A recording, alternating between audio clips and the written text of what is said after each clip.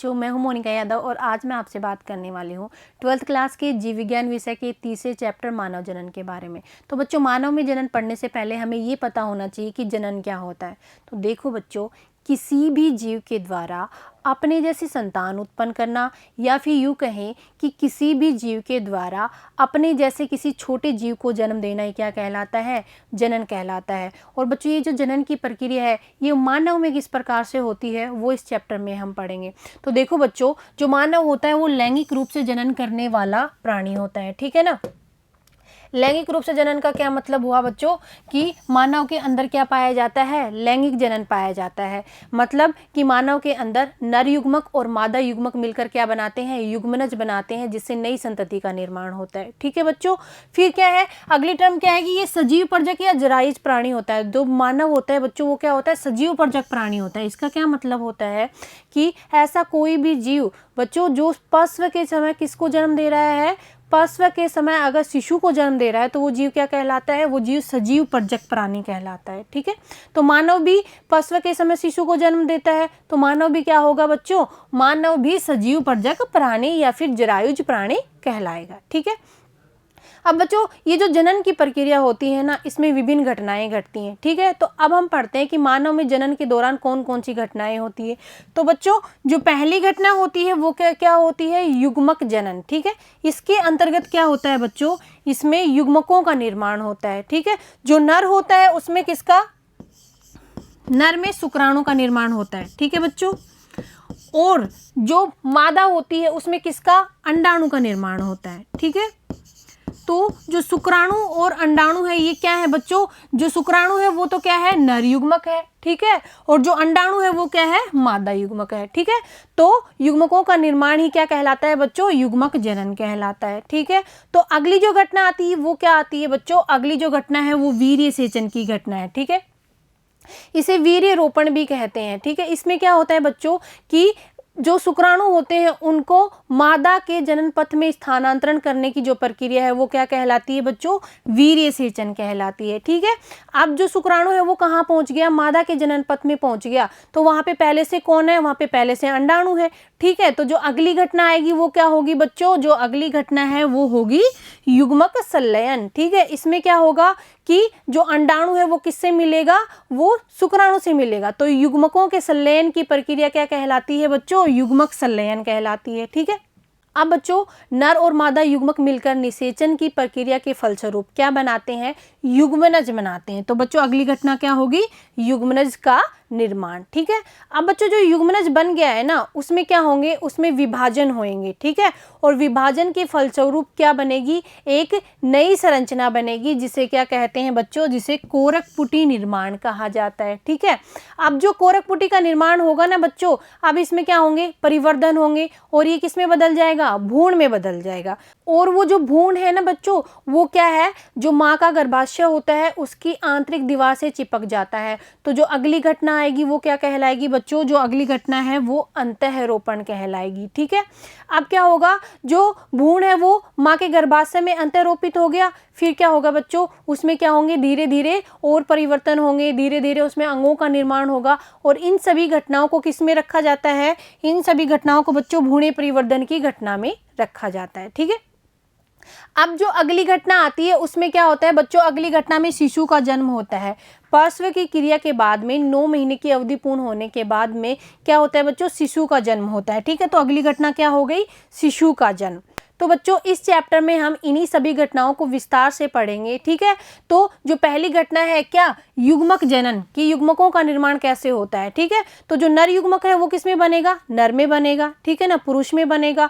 और जो मादा युग्मक है वो किस में बनेगा बच्चों? वो मादा में बनेगा, ठीक है। तो जो नर युग्मक है वो किस में बन रहा है? पुरुष में बन रहा है। तो सबसे पहले हम क्या पढ़ेंगे? पुरुष जनन तंत्र के बारे में। तो बच्चों, जो पुरुष जनन तंत्र होता है वो कहाँ स्थित होता है? वो पुरुष के श्रोणि क्षेत्र या फिर कहें कि पेल्विस रीजन में स्थित होता है।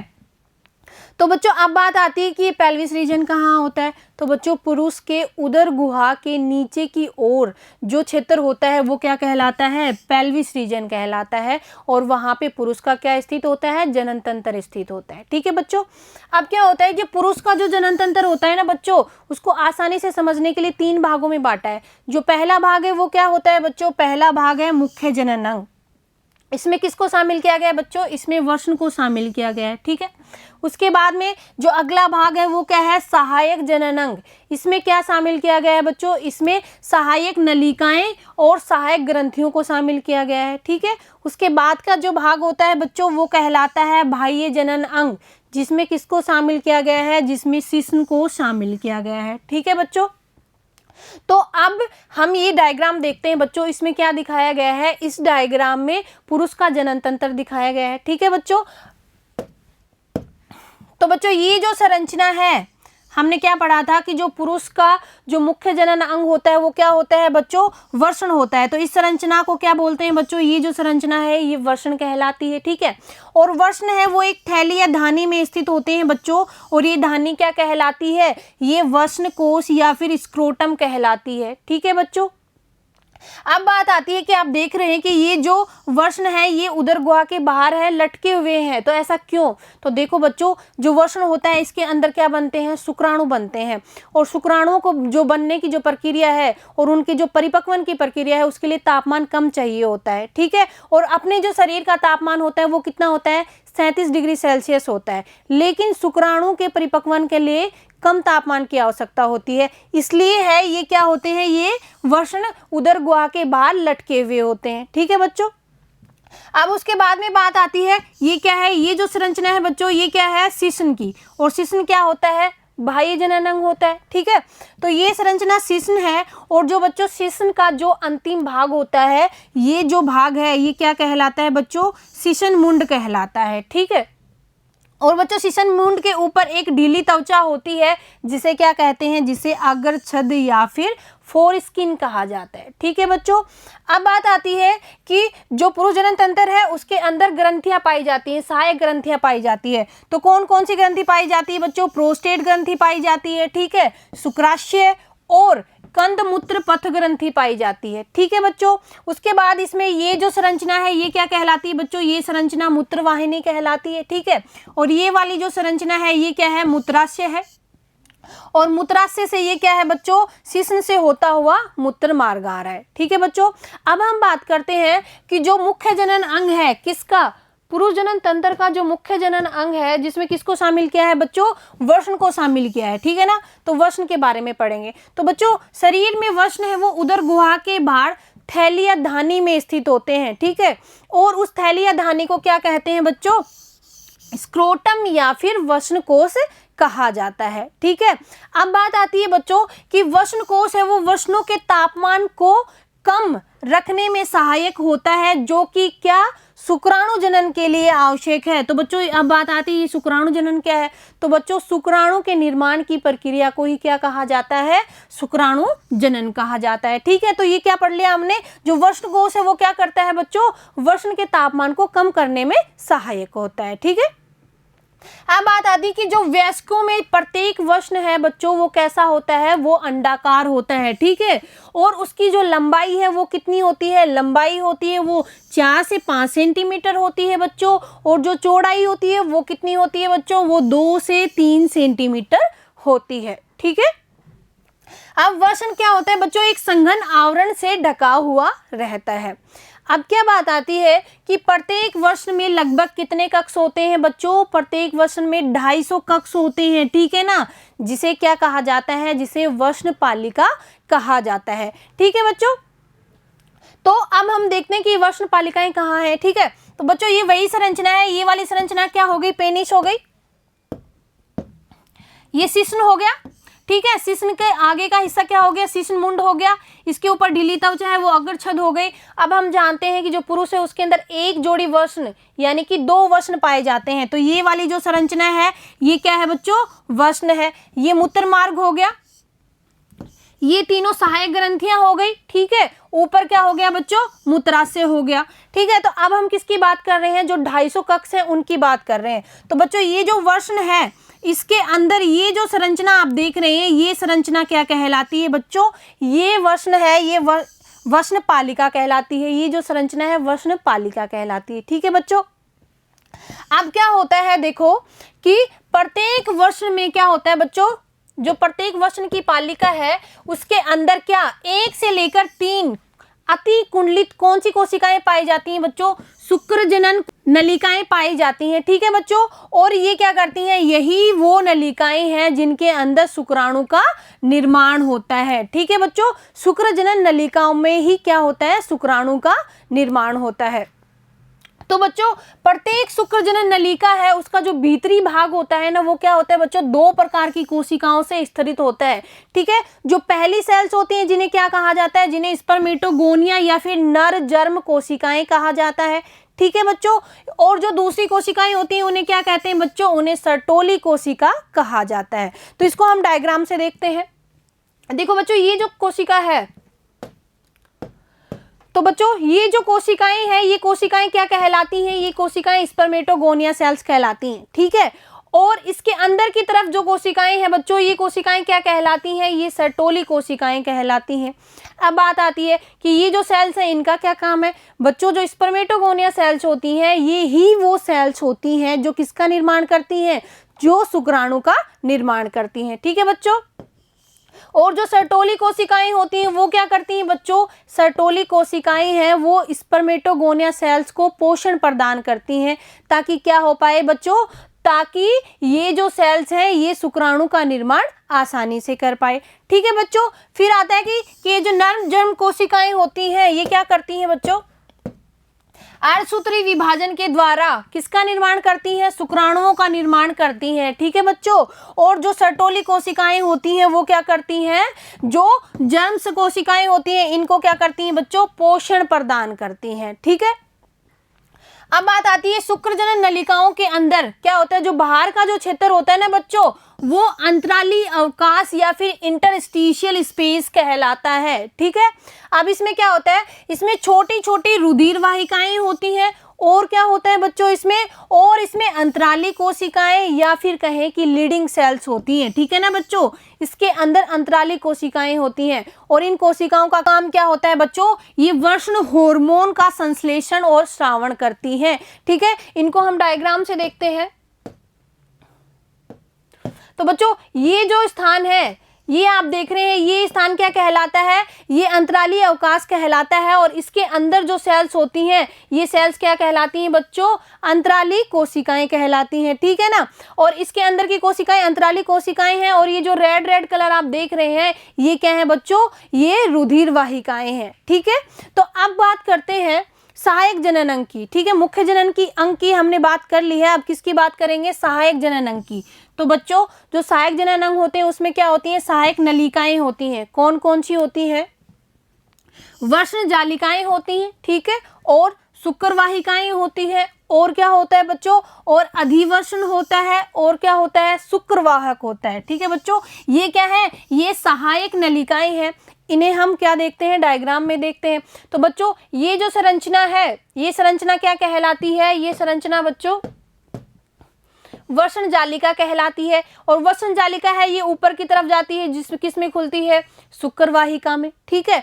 शुक्रवाहिक है वो कहाँ मिल रहा है, वो अधिवर्ण में मिलती है, शुक्रवाहिका किसमें, अधिवर्ण में। और जो अधिवर्ण है वो कहाँ जाता है बच्चों, वो ऊपर की ओर शुक्रवाहक की तरफ जाता है। तो ये क्या हो गए, ये हो गई सहायक नलिकाएं। अब इनको देखते हैं। वर्ण की शुक्रजनन नलिकाएं क्या करती हैं बच्चों, वसन नलिकाओं के माध्यम से किसमें खुलती हैं, शुक्रवाहिकाओं में खुलती हैं बच्चों, ठीक है ना। और ये शुक्रवाहिकाएं हैं, ये क्या करती हैं, ये शुक्रवाहिका वसन से चलकर किसमें, अधिवर्ण में खुलती हैं, ठीक है। और यह अधिवर्ण क्या करता है, शुक्रवाहक की ओर बढ़ते हुए उदर की ओर ऊपर जाता है, और क्या करता है, मूत्राशय के ऊपर लूप के जैसी संरचना बनाता है, ठीक है बच्चों। इसको हम डायग्राम से देखते हैं। तो बच्चों ये जो संरचना आप देख रहे हैं, ये संरचना क्या है, वृषण की पालिका है, ठीक है। और हमने क्या देखा था कि जो वृषण की पालिकाएं होती हैं उसके अंदर क्या स्थित होता है, शुक्रजनन नलिका, ठीक है। और शुक्रजनन नलिका है ये आगे जाके किस में खुल रही है बच्चों, शुक्रवाहिका में खुल रही है, ठीक है। और जो शुक्रवाहिका है वो किसमें, आगे जाके अधिवृषण में खुल रही है, और अधिवृषण है वो चलता हुआ कहाँ जा रहा है, शुक्रवाहक की ओर जा रहा है, ठीक है बच्चों। अब जो बात आती है कि इसमें शुक्राशय से एक वाहिनी आती है। देखो बच्चों इसमें क्या होता है, शुक्राशय से एक वाहिनी आती है और मूत्र मार्ग में किस नाम से खुलती है, स्खलनीय वाहिनी के नाम से खुलती है। देखो बच्चों इसको हम देखते हैं डायग्राम में। तो बच्चों ये क्या है, ये शुक्राशय है, ठीक है। और शुक्राशय से क्या आ रहा है, ये जो संरचना है ये क्या है बच्चों, ये शुक्राशय है, ठीक है। और इससे एक वाहिनी निकल रही है जो किसमें मिल रही है, जो मूत्राशय से ये आ रहे हैं इसमें मिल रही है, ठीक है। तो किसमें मिल रही है, मूत्राशय से मिल रही है। तो क्या कर रहा है बच्चों, ये वाहिनी क्या कहलाती है, ये स्खलनीय वाहिनी कहलाती है। और इस वाहिनी का काम क्या होता है बच्चों, ये क्या करती है, जो वृषण से शुक्राणु मिलते हैं उनका संग्रहण करती है और उन्हें शरीर से बाहर निकालने का काम भी करती है, ठीक है बच्चों। अब मूत्र मार्ग मूत्राशय से निकलकर क्या होता है बच्चों, मूत्राशय से निकलकर पुरुष के शीशन के माध्यम से गुजरता हुआ बाहर की ओर एक छिद्र के रूप में खुलता है, जिसे क्या कहते हैं बच्चों, जिसे मूत्राशय मुख कहते हैं, ठीक है बच्चों। अब आता है सहायक जनन ग्रंथियां। तो बच्चों हमने सहायक नलिकाओं की बात कर ली है, अब किसकी बात करेंगे, सहायक जनन ग्रंथियों की, ठीक है। इसमें क्या क्या आता है, इसमें एक जोड़ा शुक्राशय, ठीक है, प्रोस्टेट ग्रंथि और बल्बो यूरेथ्रल ग्रंथियां आती हैं, ठीक है बच्चों। और ये क्या करती हैं, इन ग्रंथियों का स्राव है वो शुक्रीय प्लाज्मा का निर्माण करता है, जिसमें क्या क्या होता है बच्चों, जिसमें फ्रक्टोज होता है, कैल्शियम होती है, ठीक है ना, और एंजाइम्स होते हैं, भरपूर मात्रा में एंजाइम्स होते हैं किसके अंदर, ये जो ग्रंथियां हैं ये जो शुक्रीय प्लाज्मा का स्रावण करती है उनके अंदर, ठीक है बच्चों। अब बात आती है कि जो बल्बोयूरेथ्रल ग्रंथि है उसका जो स्राव है ना बच्चों, मैथुन के दौरान शिशन में क्या करता है, लुब्रिकेशन प्रदान करता है बच्चों, क्या स्नेहन प्रदान करता है, ठीक है। तो इसका जो स्राव है वो क्या करता है बच्चों, स्नेहन का काम करता है, ठीक है। अब बात आती है कि बाह्य जनन अंग, ठीक है। तो जो बाह्य जनन अंग है उसमें किसको शामिल किया गया था बच्चों, उसको शीशन को शामिल किया था, ठीक है। तो बच्चों शीशन में क्या होते हैं, विशेष प्रकार के उत्तक होते हैं, ठीक है ना। और ये क्या करते हैं, शीशन के उठान में सहायता करते हैं, ठीक है। ये जो उत्तक होते हैं ये क्या करते हैं, शीशन के उठान या फिर इरेक्शन में सहायता करते हैं। और क्या होता है बच्चों, और इससे क्या होगा, वीर्य सेचन की जो क्रिया है वो क्या होती है बच्चों, सुगम होती है, ठीक है बच्चों। अब हमने क्या पढ़ा था कि जो शीशन का अंतिम भाग है वो क्या कहलाता है बच्चों, शीशन मुंड कहलाता है। और शीशन मुंड के ऊपर जो ढीली त्वचा होती है उसे क्या कहते हैं, अग्रछदि या फिर फोर स्किन कहते हैं, ठीक है बच्चों। तो आज की कक्षा में इतना ही, मिलते हैं अगली कक्षा में, धन्यवाद।